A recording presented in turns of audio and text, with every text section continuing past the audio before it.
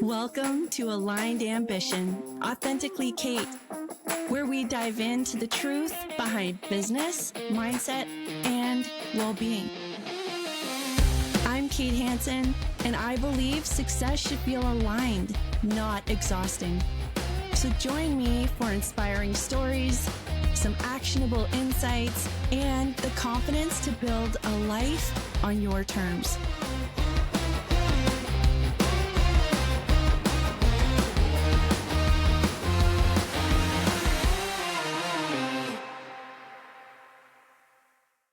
Right. All right. Hello, everyone. I am so thrilled this day, I was going to say this morning, to be connecting with this incredible woman. We are both starting off with a very similar day, which makes me smile. Just a little bit of crazy, mixing up everything, but we are here. We made it together. This is a new friend of mine, Shauna Frederick, and we met through the Finance Cafe, a program here for entrepreneurs and people starting out in business at North Forge, an incredible organization that helps out people getting started, connected us together.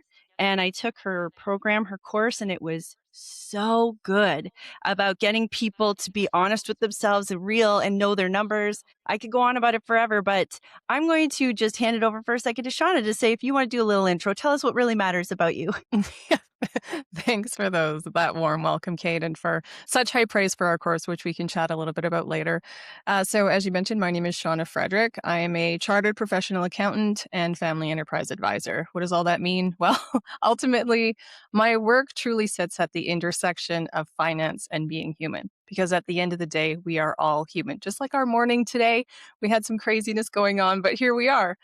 So for myself, after a very, nonlinear path into this profession of mine, I learned along the way that money stress is rarely about the numbers themselves. Mhm. It's about not feeling safe enough to look at them. So my focus and our focus at the Finance Cafe is truly on financial wellness, helping entrepreneurs build safety, security, and freedom of choice so they can make clear decisions about growth, paying themselves with confidence, and ultimately designing a business that truly supports their lives. Awesome. And it's just so true. Like, you touch on all of those. It was great to also be around other entrepreneurs in different industries or businesses to hear their questions.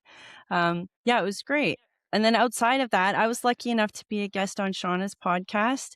And I just have so many questions. I've been looking forward to this conversation because there is so much tie between what I'm talking to and what I really want this podcast to provide and what you teach. And like for me right now, it's all about resilience personally, professionally, financially. And I think one of the things that I keep hearing over and over is that people make a lot of financial decisions based on emotion.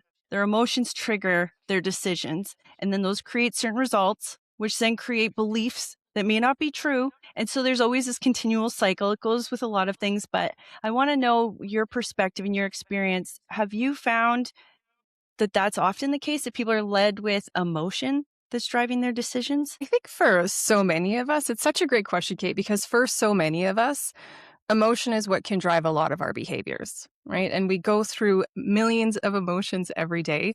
So from an entrepreneurial standpoint and even from an individual standpoint, when we're thinking about money, how we feel in that exact moment is going to help shape how we approach this topic about money.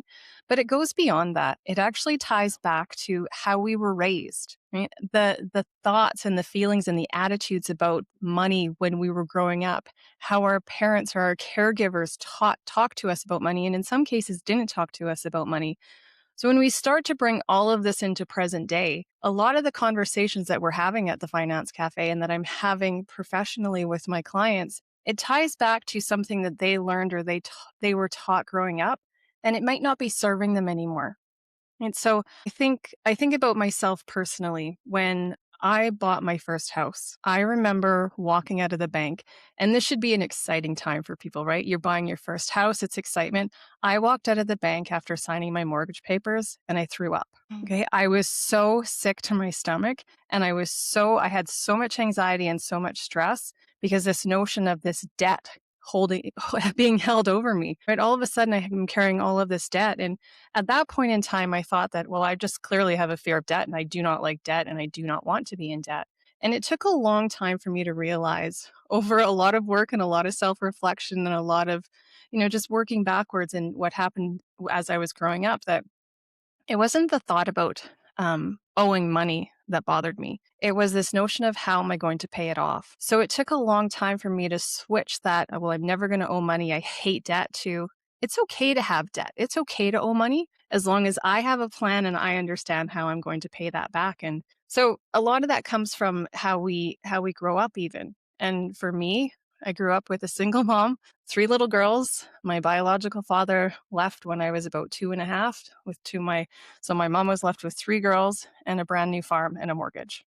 Wow. And she did everything that she could to keep that roof over our head and food on our table. And I remember driving around our little small town looking for the cheapest toilet paper. And so I think that's where a lot of that emotion comes in. So you talk about the emotion and just how we react to money. So when we think back to our childhood situations and even beyond that, I think that's where a lot of that comes into play. That's beautiful. Because I was going to ask you, like, often when I'm talking to different people in this space where it might be an industry that you talk to often, we kind of assume people have an understanding.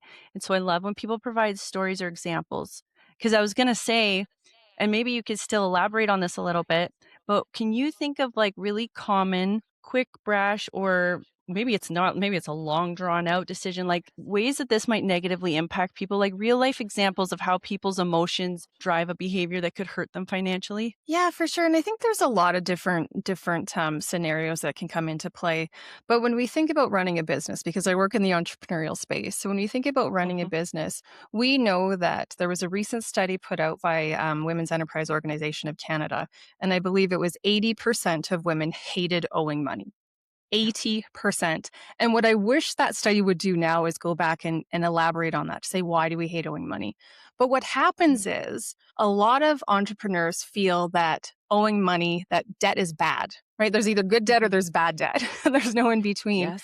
But where that can potentially harm us is in the growth of our business. So if part of our business and personal goals is to grow that business in order to scale or sell, etc., then this notion of hating owing money might be keeping our business at a smaller scale. Now, on top of that, we have to bring in this fact that we know that the number one barrier for women entrepreneurs is access to financial capital. So, putting the systemic issues aside, when we think about access to financial capital, we then have these own internal beliefs that, well, owing money is bad. It also could come back to, Kate, I'm going to give you another example for me, buying a car. Mhm. And this happened to me recently within the last 5 years. So I am a professional accountant. I make my own money. I went into the dealership with my husband. I was buying the car. We spent over an hour with the salesman, test driving the car, talking to the salesman, talking about what I would be doing with the car, how I visit different clients as a, fractional CFO, a chief financial officer, working with money, etc. We got back to the office after spending an hour and a half with the sales guy. This sales guy looked at my husband and said, "Okay, let's talk money." No. So How'd your again, we husband go handle back to that? the he's very good about it. He said, "I'm not buying the car. She is. Talk to her." Right? And that's where having that support system there, but these go back to the systemic issues that we face. Mhm. So we start off with me growing up in a society where we didn't have a lot, coming up with trying to educate and learn and do all the things. And then in one instance, one individual can completely diminish my self-worth. And Mhm. then, and then that anxiety comes up again. And then it's hard to have a proper conversation because you just feel so small. And so when we factor all of this in, that's where, yes, individually we can cause some, detriment, if we want to call it that, to our business. But the individuals around us and the systemic barriers and the systems around us can also do that. Yeah, and I also think, like, exposure and repetition, because I know, like, I was raised by people in the financial industry. My dad was a financial advisor, and he went all the way to becoming senior vice president.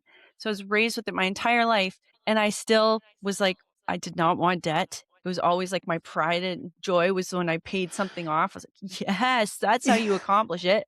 And I remember learning from him multiple times, you can use debt strategically. There are ways to use debt to help yourself, to grow yourself, to benefit you. And I just couldn't, took me forever to actually see it applied. And I just think I wish there was more of that conversation and more of those examples, especially woman to woman, like what you learn and sharing that so that other people can benefit. And that's really what we're trying to do at the Finance Cafe, Kate, and even in my day-to-day practice at Frederick OTG, because it starts to normalize this conversation. Yeah. Because for many of us, we were taught not to talk about money. Don't ask how much that cost. Don't ask for a wage increase. Don't ask for a salary bump because what they're providing you is what you should be getting. When if we started having those conversations, we normalize them and it becomes as easy as talking about our pets or our kids or other things that we tend to talk about. But when we shy away from these conversations, we can really limit that ability to share and ask questions that everyone in the room is sitting at waiting to ask. And I'm sure you can attest to that in our cohort with North Forge. Right? There's Yeah. so many people with the Yeah. same question, and it just takes one person, one brave soul to put up their hand and say, I don't know what you mean by that. I do not understand. And that's where, as professional accountant and with my business partner, Shannon Peston, who's the former banker, that's where it's our role. It's our job to start explaining and teaching in a way that makes sense to the audience. We understand it. If you don't understand it, it's our job to make sure that it makes sense to you. So I think that's really important as we're working with professionals and as advisors. If, as the audience, you're not understanding what they're saying, it's okay to say, you're going to need to explain that to me one more time. Yeah, you just made me think of something else is that you don't always know of your own biases. Like you're not even Mm-hmm. aware of them. You might not be aware you have a question. So even hearing other people talk can bring them up for you.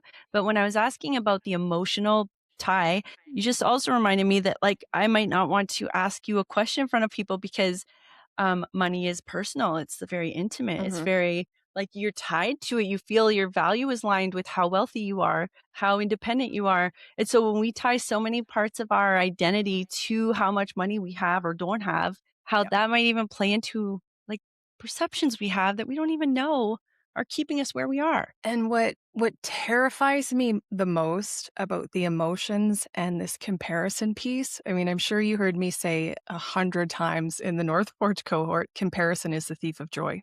Hmm. And now with social media and so many, I will refer to them as finfluencers popping up, all of a Yeah. sudden it's we are less than because we don't have X or we're not doing this or we're not doing this. But what all of the social media and all of the finfluencers are forgetting about is we all come from our space from very different backgrounds. And we are all sitting in a very different space right now. And when we start to look at social media or start reading articles that really puts the onus back on us as the individual, well, it's your emotions, it's your fault, you're not doing something right. That's where it becomes very difficult to push that aside and say, no, I'm doing the best that I can right now. You and I talked about it just before we got on the Yeah. call, right? We both had chaotic mornings, Yeah. right? But we try and push that aside and we come through and we say, okay, I'm going to ignore the noise around me and I'm going to Yeah. focus on myself. Do a little deep breathing maybe if that's what works for you Yeah. and start focusing on what can I control? What's within my boundaries? What is sitting in front of me right now? Not sitting on the other side of the screen telling me what I should be doing when I simply possibly cannot be doing that. Yeah, that's such a good point, and I think you already touched on this a little bit at the beginning about like even just awareness of your numbers. People who avoid it, they don't even want to know. They're just I don't even want to look, and I've been shocked by that when I have friends who are like I don't know like about their mortgage. And not that I'm asking them like, hey, what's your loans or what? Mhm. But this when we talk about stuff that I don't know, I don't pay attention to that. I don't think about it or whether their partner likes it or not. And I've always been obsessed with knowing. Like I want to know information I want to have. And okay, this is the point of this long drawn out question. I had this mentor who dressed to the nines, like was always wearing name brands and doing all that stuff, got a private jet for a friend's birthday or a partner's birthday, did things to the extreme. So watching them from outside, you'd say they are made it. They've got money. And then people in the community asked, like, why don't you show people how you did that? And very honestly, they said, "Oh, I go to consignment stores for anything that's like the brands." Or we had a friend in the business and they gave us like this half off and we split it with 16 other people who weren't in the video. So it wasn't even doing it for the public and for their business. They were doing it because it made them feel luxurious. I'm just curious. I guess this is a little bit, I don't know what I'm doing here, but it's like, what do you think about that when somebody's doing it for themselves, but it's kind of showy and misleading versus like people understanding that that's not always paid cash. They have enough, they have more than enough for all of those things. What do you think about that? I yeah, it's such a tough world we live in with perceptions. And Mhm. this notion, again, social media. We all put our best face forward on social media. How Yeah. many pictures do we take before it's like, oh, this is just the right one? And now you can edit, Yeah. pictures. So the challenge is we are continuously seeing this. We're continuously being, attracted to it and it's coming up in our feeds. And so we start to make ideas about, oh, well, they must have done this or they must have done this. When in your specific case, well, they went to consignment stores. Yeah. And in my in my honest opinion, how somebody is making their living, spending their money, and living their life is ultimately their choice and nobody else's. If Yeah. I choose to judge that, that's something perhaps that's wrong with me that becomes internal to this is something that I'm not comfortable with. Or perhaps again, jealousy could come into it. I don't, each one of us is going to live that differently. And I know for myself, a lot of it, my husband and I do a lot of traveling. And, people say, well, how can you afford to do that? And I jokingly say, well, because we don't have kids. But Mhm. ultimately, it's because we have worked our asses off Yes. for 30 years and Yeah. we have saved money and we have made life choices prior to this to say, okay, we're going to not do this in order so we can do this. We have a smaller house because we wanted to do this. So my life choices shouldn't be anybody else's concerns, unfortunately, unless I'm doing any harm to them. And if I decide to, Yes. if I That's what you decide to just go to, reminded me of. That's where it's wrong. It's where if somebody's trying to sell like, "Hey, I know how to get you rich," but then Mm, they're doing things in a way that isn't actually is their like it's when there's that dishonesty, when you knowingly are misleading people and they're thinking, "Oh, you're gonna show me how to become a multimillionaire." I don't know what the case is, but you're right. It's like the intention behind it. If somebody's doing it for themselves, then that's their business. It's nobody else's. Who cares what absolutely, they're it's nobody. Right, right. And I think at the end of the day, though, and what's the saying? Once we realized how self-absorbed people are, you'll realize that they rarely care about us anyways. There's something, a quote Mhm. like that, but Yeah. it's ultimately, and it's the case of, I can only control what is going on in my world. And if I spent so much time worrying about other people, I mean, my world would fall apart. Yeah. So Yeah. I need to just focus on what I'm doing and how I want to do it and my goals and my objectives and how you choose to live your path. I'm cool with that as long as you're not harming me or anybody else. Yeah. Yeah. That's such a good point. Like that's something for people to remember, like the intention behind it and not doing something that's going to harm other people or mislead them. But so the last thing I really want to tie this back all together is the point of resilience. And so for me, some of the things you helped me with the resilience was I was unaware of how businesses need to track their finances or project their finances. Like that sounded like wizardry to me. And I thought you had to be an accountant to have to know that. But then realizing as a small business that you have to figure that out. You've got to wear all the hats and learn the basics at least if you can't afford to hire somebody. And so when you had us really understand, it wasn't even just like knowing your numbers, it's knowing how to read your numbers, how to forecast, how to really understand what's an expense. I keep thinking of that Schitt's Creek where it's a write off. What do you mean it's a write off? The It's a write-off. government pays for it. Oh, I It's a laugh so write-off. hard. Yeah, it's But I think so it's a two-part. It's like understanding that like how to use finances strategically and to your benefit and to be resilient. Because even I remember you were teaching specific things on guys, this is how you can project and put your money in the right place, make better decisions, faster decisions when you know your stuff. Are there any other specific parts of that that you would say help somebody become more financially resilient? I honestly, Kate, I think that the key thing is understanding, and sometimes, I'm going to say understanding where you need help, but sometimes we don't know the questions to ask because we don't know what we're looking at. So my biggest piece of advice for any entrepreneur, even individual listening right now, is if you're just unclear or you're just that gut feeling, because so often we say to ourselves, well, I don't understand this. But our gut and our mind is often telling us that no, there's something going on here that we need to have a conversation about. So reach out to an advisor, reach out to your banker, reach out if you have a bookkeeper or an accountant as an entrepreneur. It is not your job to know everything as an entrepreneur. Okay. There is so much to know as an entrepreneur. And this is why there's other support systems around you. But what I encourage you to do is just to gain that confidence and that courage to walk into somebody's office and say, you know what, I'm not sure what this is telling me. Can you help me? You know what, and maybe if it's even asking something a little bit different. Okay, if you were in my shoes, what questions would you ask? Right? If you're looking at my financial statement, so you're sitting across the table from your accountant, and just say to them, if you were in my shoes, is there one area of concern that you would have me focus on? Is there one thing that's really working right now that should continue doing? Is there one question that I should be asking of my team? And phrase it like that, so it's not. So then you're approaching it, and you're from more of a confidence level of I want to understand more, as opposed to I don't understand. Right? It's sometimes easier to remove the negative from our question. And then slowly and surely that conversation will evolve, and stop that individual if they say something that doesn't make sense to you. It is okay to stop and say, I don't understand what you just said. Can you repeat that one more time? One of my other favorite quotes is, those who ask questions don't get lost. And so if we can continue asking the question, and asking questions leads to more conversations, lead to more questions, lead to more clarity. And that's what I would encourage your listeners to do. And this might be really specific. I'm not sure what kind of things people come to you with, but recent situations in my life, having a loved one, having my mom have a second stroke.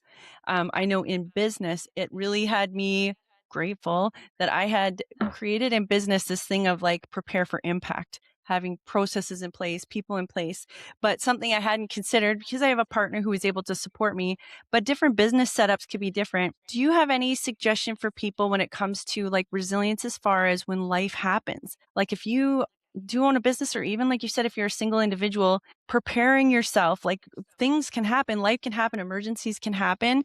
If you don't take time right now and understand where you're at, you can't really protect yourself when you need it. So do you come into that quite often? I'm going to deflect for one moment. It's a great Okay. question. I want to deflect for a moment to come back to what I talked about at the beginning, this financial wellness. For us, financial wellness is about feeling safe, secure, and having freedom of choice. So when we can start thinking about our business or even our overall individual lives, it's again, we don't know what we don't know. So walking into, maybe it's your insurance adjuster, maybe it's an insurance agent, maybe it's a banker, maybe it's even, just another friend that says, you know what, I don't know how to get this sense of safety or security or freedom of choice. What are some things that you've done? Oftentimes it can come back to having a will. Right? I know that it took me, and if you do not have a will, that is okay. You are not alone. I have worked with clients where I have spent, honest to goodness, 10 years. It took 10 years to finally get their will in place. And we finalized that last year, and it was like high fives all around. And the weight that gets lifted off one's shoulders. Something like insurance, right? Maybe insurance is something that you need. Every situation is going to be different. But that's why it's important that we start having conversations with the professionals, with other business owners, normalizing these conversations. It's normalizing a money conversation isn't about, hey, Kate, how much money do you make? Yeah. It's about, hey, Kate, maybe how do you price your products? Hey, Kate, do you have insurance and why? Hey, Kate, what sort of marketing budget do you have? Or even a percentage of you, right? It's starting to have these conversations so that we can build some confidence and some clarity. And just, again, questions lead to, conversations, lead to more questions, lead to clarity. Yeah. And I just think about the people who are hurting and scared and they're avoiding these things, and to give them like clarity about who to talk to and what kind of questions to ask. I think that's really helpful, especially when you're going through that unexpected hard time. Um, Challenges are often your chance of growth. It's your time to really see how protected you are, how resilient you're going to be. And Yeah, I was thinking as small as having pre-authorized payments so that you don't miss any bills. Like, there's such little Yeah. things you could do to make yourself feel like I'm okay if I get Yeah. distracted for a little bit. Kate, I just want to touch on something that you said about, for the individuals feeling scared out there, or feeling unsure. And I want to go back because a lot of your conversations surround seasons, right? This Mhm. season, these moment in our lives that something happened in. And we all know that seasons, we can't control them. They are going to come and go and change whether we like it or not. And that's what often happens in our lives. And very early on in my life, when I first started university, something happened in that season, and through a variety of actions all on my own, I was kicked out of university in my second year. Mm. And throughout that season, I felt like a failure. I felt like the path that I was on had completely fallen apart and I had no idea what I was going to do.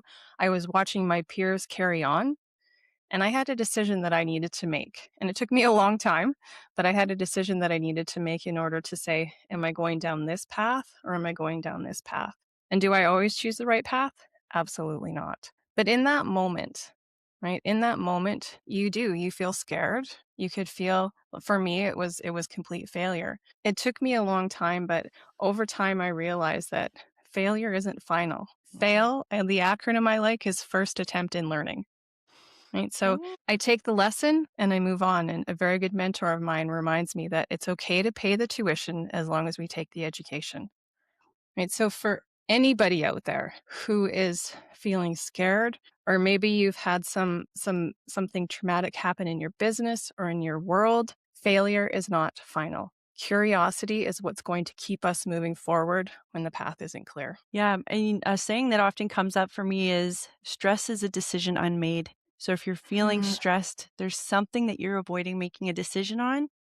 And I believe often that's probably tied to finances in one way or another because it's such an integral part of everything we do. And so just yeah. take a moment to pause and think, okay, what is my reality? Not my fear mind going crazy, but what are the facts? And I think that that gives you a lot of sense of hope and Yep. kind of along the silent lines of what Shauna's saying. And thank you for sharing your personal story. I can't imagine the first time you shared that was easy to share.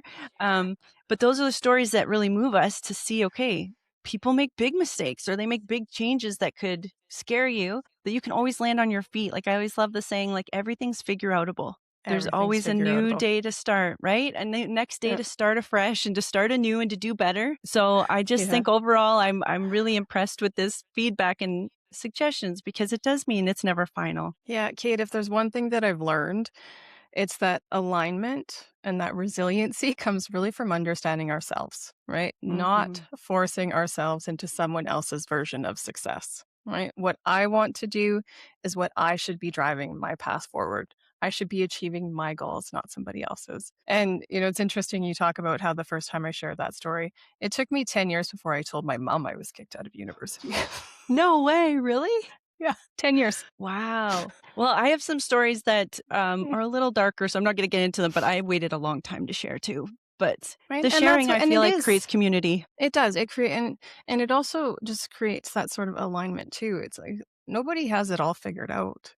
and and when failure is learning, right? When we try something and we fail, like think about when we were just little and we were first learning how to walk. How many times did we fall down? I don't obviously Yeah. don't remember, but you watch kids now, but how many times did they fall down? They're like, I'm just gonna get back up and keep walking. And you're like, that must really hurt. Like you must feel really bad about yourself. No, they don't, because society hasn't taught them that, we should feel bad about ourselves because we try something and it doesn't work the first time. So like all that to say, Kate, and going back to your seasons, because I really love that concept, is that, seasons change, but Hmm. safety can create clarity and clarity can create choice. So going back to the questions, and yeah, I'm not here to impress anybody, right? I'm here to Yeah. educate, and I'm really here to try and listen and learn, and really trying to reflect and learn from others. And I think we're all ready to take that next big step. And Shannon always says, what's the best way to eat an elephant? One bite at a time.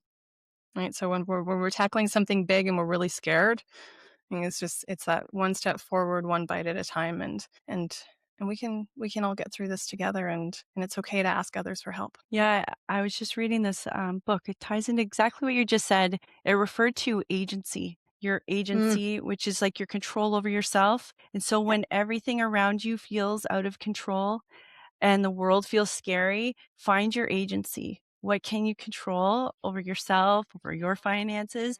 That's what you need to get really good at.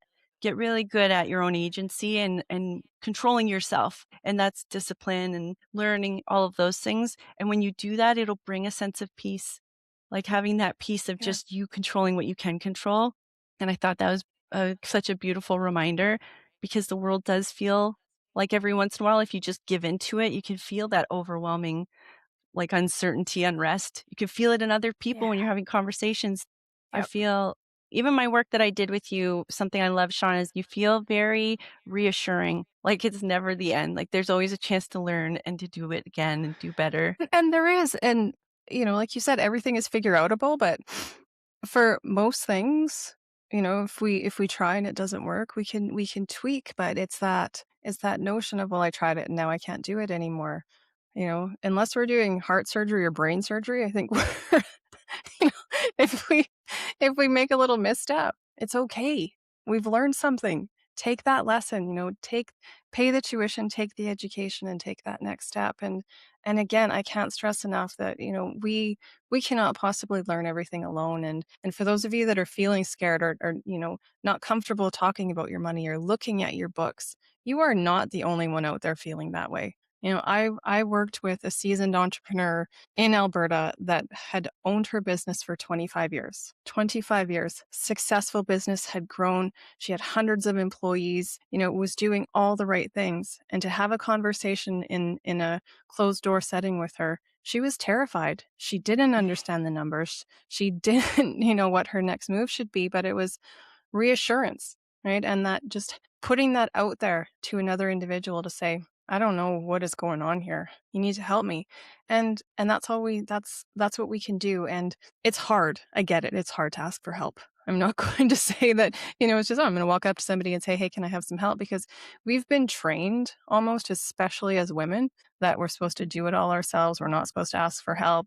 Whenever we get asked to do a volunteer gig, we're supposed to say yes. We're supposed to look after this and the house and the parents and all the things. But at the end of the day, there is only so much of us that we can give. And I love this notion about agency, Kate, because Yeah. at the end of the day, the airplane adage, right? The oxygen mask, put on your own oxygen mask before helping others. Because if we're not supporting and caring for ourselves and understanding the space that we're in, the mindset that we're in, and where we've come from, it's going to be much harder to really help anybody else. And ultimately, that's where that mindset of, well, now I can't do this, but you can. It's just understanding that this is where I came from. This is the little piece that I need help with right now. And even if it's as simple as sending, an email to me and saying, you know what, I'm feeling a little scared right now.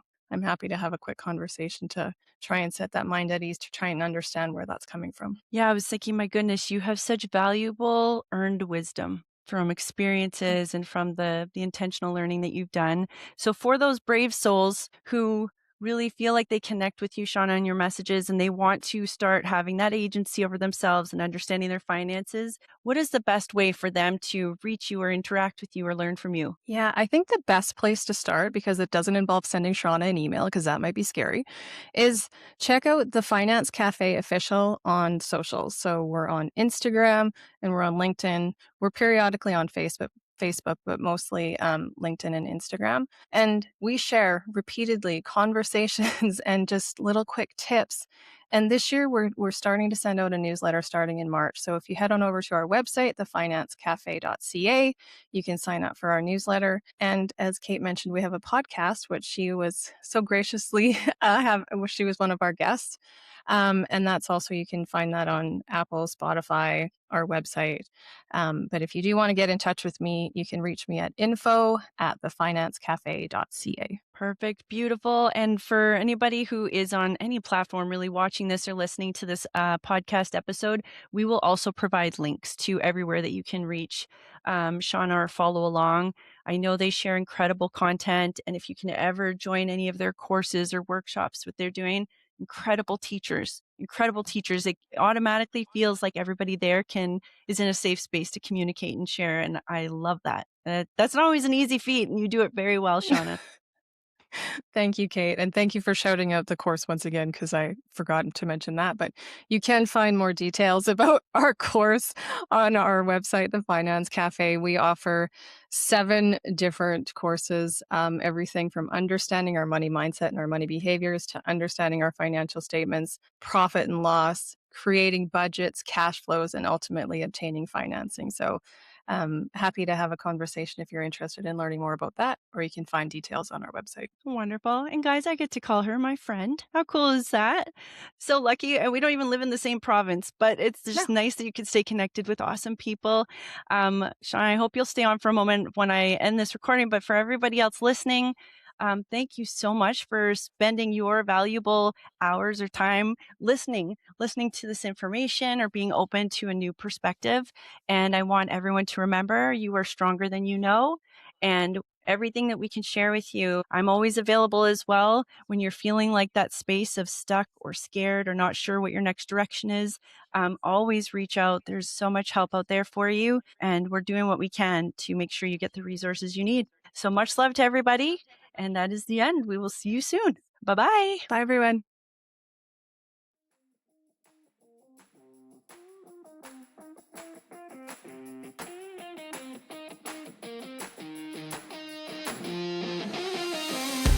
Thank you so much for being here and for sharing this podcast with those who need to hear it. It truly makes a world of difference in getting this message out there. And I would love to connect with you. So go check out my website at kate-hanson.co. And remember, success is best when it's aligned. See you next time.